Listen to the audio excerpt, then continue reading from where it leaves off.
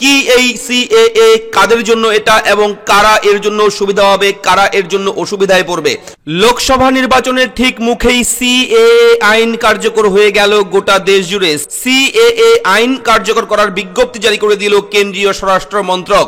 On স্ক্রিনে কিন্তু সেই নোটিফিকেশন আপনারা দেখতেই পাচ্ছেন, সেই ই গ্যাজেট দেখতেই পাচ্ছেন। ডেট কিন্তু এই মুহূর্তে উল্লেখ রয়েছে 11ই মার্চ 2024। আজকেই কিন্তু এই নোটিফিকেশন, গ্যাজেট নোটিফিকেশন কিন্তু জারি করে দিয়েছে কেন্দ্রীয় সরকার। তো অনেক টালবাহানার পর দেশ জুড়ে কার্যকর হয়ে গেল নাগরিকত্ব সংশোধনী আইন। আজকের এই ভিডিওতে সেই নাগরিকত্ব সংশোধনী আইন অর্থাৎ সিএএ এর বিষয়ে আমরা বিস্তারিত জেনে নেব।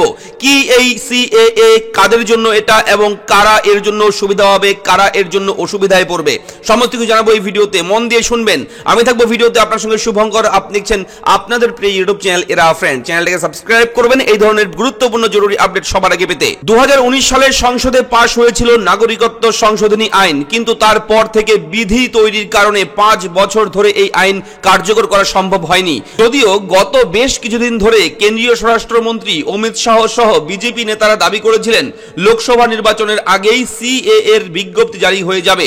সিএএ আইনের অধীনে প্রতিবেশী 3 দেশ থেকে ভারতে আসা অর্থাৎ হিন্দু, শিখ, পার্সি, খ্রিস্টান, বৌদ্ধ এবং জৈন ধর্মের মানুষ সিএএ আইনের অধীনে ভারতীয় নাগরিকত্বের জন্য আবেদন করতে পারবেন।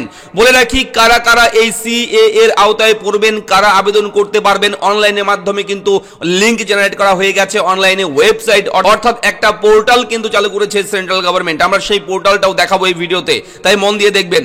তো বিশেষ করে যারা হিন্দু, শিখ, পার্সি, খ্রিস্টান, বৌদ্ধ এবং জৈন ধর্মের মানুষ আছেন, তারা কিন্তু এই সিএএ এর যে নিয়ম রয়েছে সেই নিয়মের মধ্যে যদি পড়ে তাহলে তারা কিন্তু আবেদন করতে পারবে অনলাইনের মাধ্যমে।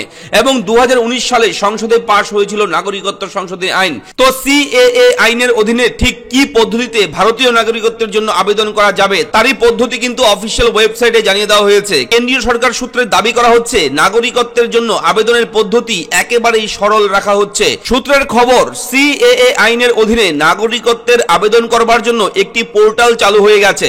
সেই পোর্টালের মাধ্যমেই মোবাইল নাম্বার, ওটিপির মাধ্যমে নাগরিকত্ব পেতে আগ্রহীরা নাম নথিভুক্ত করতে পারবেন। বিশেষ করে পশ্চিমবঙ্গের মতো সীমান্তবর্তী রাজ্যে সিএএ আইন কার্যকর হওয়া লোকসভা নির্বাচনে বিজেপির কাছে বড় অস্ত্র হতে চলেছে। বিশেষ করে পশ্চিমবঙ্গ রাজ্যে মতুয়া ভোট ব্যাংককে নিজেদের অনুকূলে টানতে সিএএ আইন বিজেপির প্রচারের বড় অস্ত্র হতে চলেছে। মমতা বন্দ্যোপাধ্যায় সহ বিরোধীরা বারবারই সিএএ এর বিরোধিতা করে এসেছেন। কেন্দ্রীয় স্বরাষ্ট্রমন্ত্রী অমিত শাহ অবশ্য বারবার দাবি করেছেন সিএএ নাগরিকত্ব দেওয়ার জন্য কার্যকর করা হয়েছে, নাগরিকত্ব কেড়ে নেওয়ার জন্য নয়।